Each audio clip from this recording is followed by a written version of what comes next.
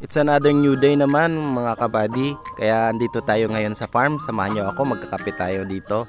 Kasi maganda yung ambience dito sa farm eh. Kaya yung gagamitin natin na kape is barakong barako talaga mga kabady. Ayan o, tingnan nyo. Yan, barako yan. Medyo marami tayo. At mga kabady, hindi pala tayo nagsusugar kasi hindi ako nagaganahan ng pagka may sugar eh. Na masyado akong natatamisan. Kaya kape lang mga kabady.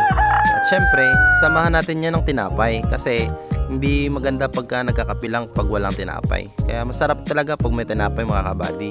So yan na nga po. Yan, tingin-tingin na lang tayo sa ating mga alagang manok.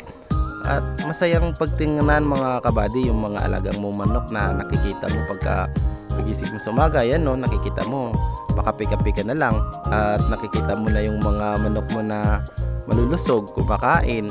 Yan. Kaya napakasarap po mga kabady pagka nasa farm ka. Gawa ng makikita mo yung mga alaga mo na kumakain. Talagang matutuwa ka sa mga pinagagawa mong sa bawat araw sa kanila. Yan. Hindi na nakatiis. Yan. Pupunta na yan dyan sa mga manok niya. Gusto niya atang hawakan eh, no? Yan. Pero yung mga manok na yan, mga mababait talaga yan mga kabady. Kaya nakaka-stress free talaga mga kabady pagka yan yung mga nakikita mo sa bawat araw. Kaya shout out nga po pala sa mga ka-farmers ko dyan.